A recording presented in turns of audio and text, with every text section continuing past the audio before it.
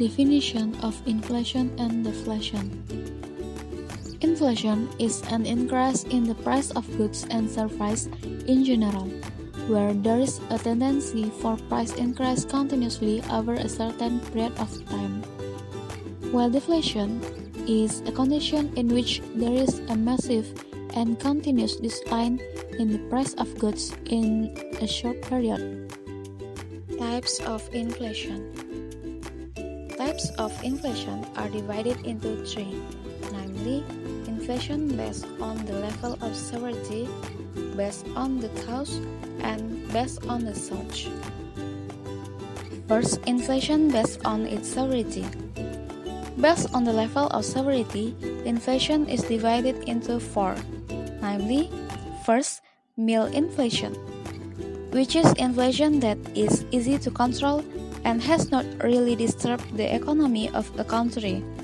There was an increase in the price of goods or services in general, which was below 10% per year and could be controlled.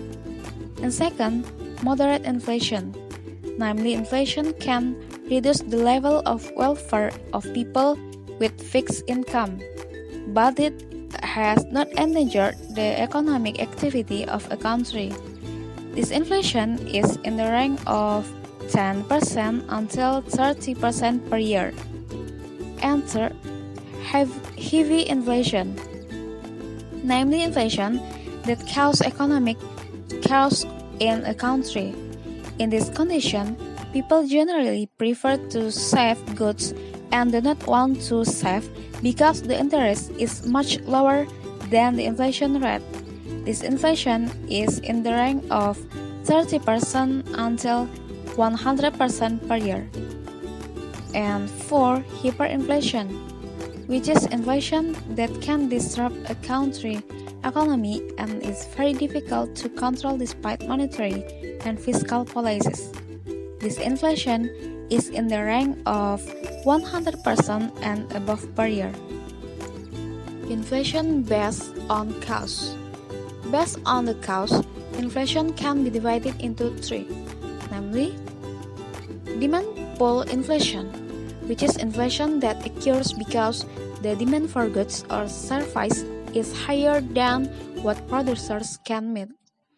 And second, cost push inflation, namely inflation that occurs due to an increase in production costs so that the supply price of goods rise.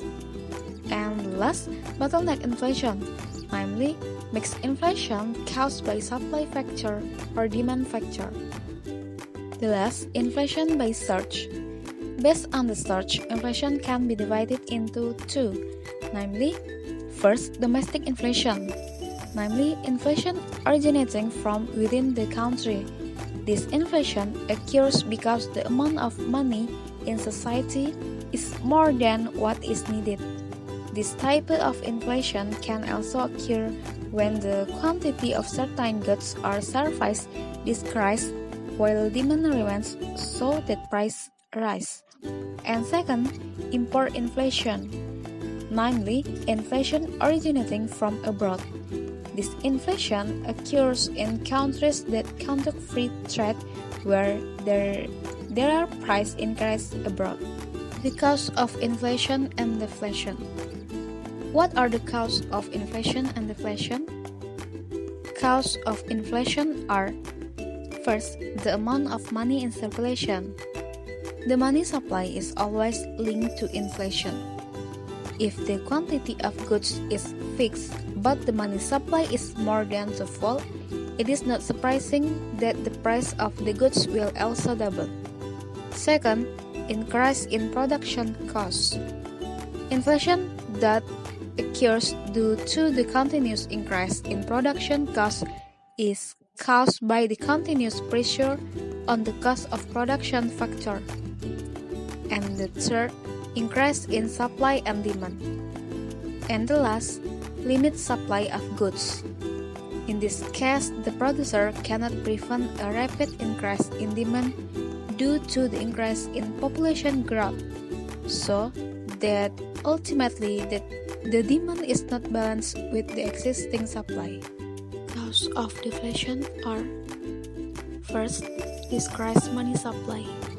This can happen because many people choose large yields or high interest rates in the bank, so they use these opportunities to save. Second, the number of goods on the market increase. It's one of the mistakes of producers who carry out production without proper calculation, and it is forbidden if the price of goods decreases because the demand is less than the number of goods. Ways to resolve inflation.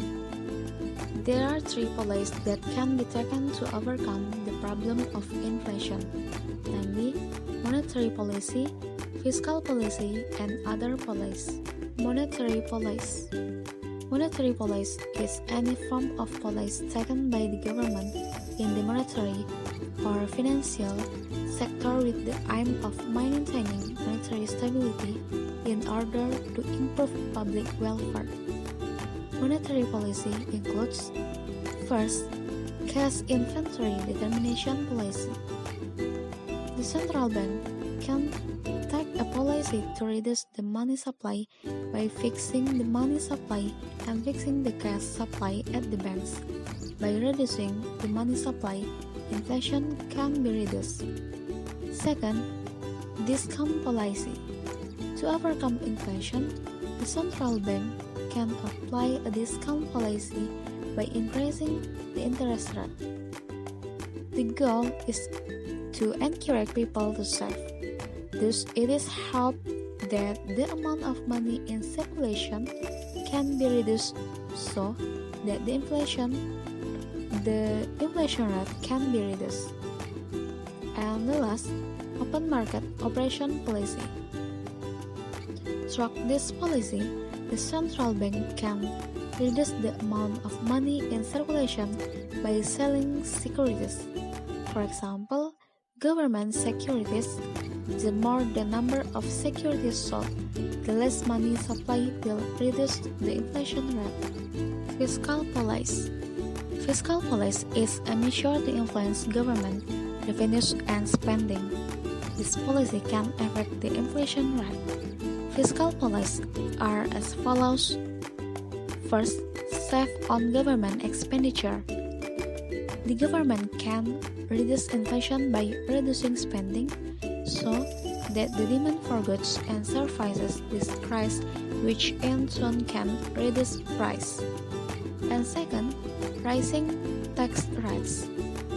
To reduce inflation, the government can increase the tax rate. Increasing the tax rate for households and firms will reduce the level of consumption. Reducing the level of consumption can reduce the demand for goods and services, so the price can fall. To improve the impact caused by inflation, the government implements monetary policy and fiscal policy. But apart from monetary and fiscal policy, the government still has other ways. First, increase production and increase the number of goods in the market. To increase the quantity of goods, the government can issue orders to increase production. This can be done by giving premiums or subsidies to companies that can meet certain targets. In addition, to increase the number of goods in circulation, the government can also relate the import tab, for example, by lowering import duties on import goods. And second, setting maximum price for several types of goods. This price fixing will control the existing price so that inflation can be controlled. But the determination must be realistic. If the determination is unrealistic, it could result in a black market.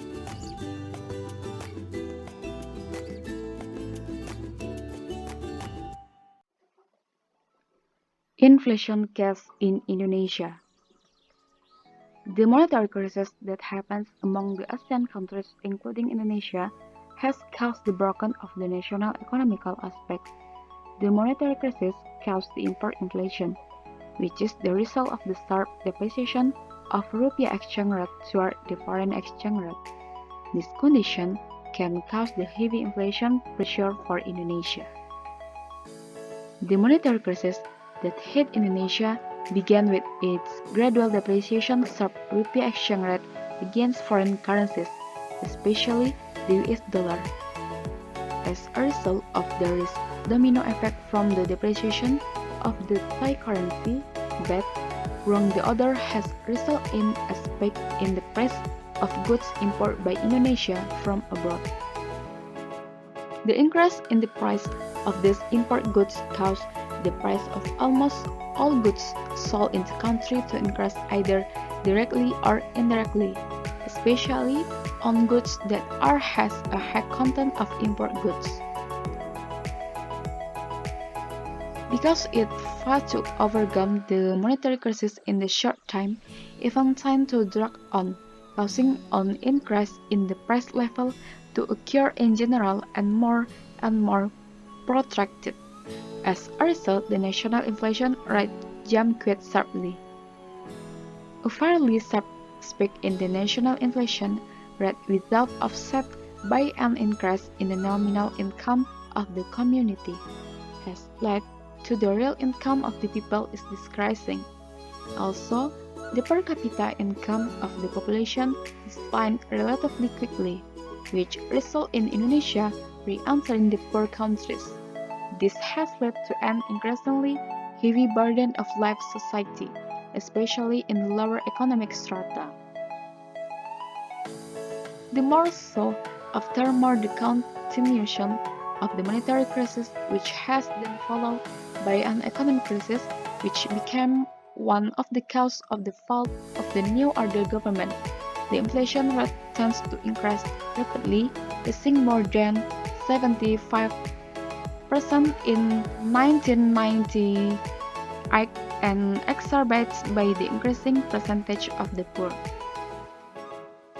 So it can be said that although the inflation rate in Indonesia is included in the high category, but by reviewing the percentage of the community group than lower economy that suffers from quite low inflation, it can actually be said that inflation in Indonesia has entered the early stage of inflation hyperinflation. Some of the factors that cause of inflation in Indonesia, namely, first, money supply.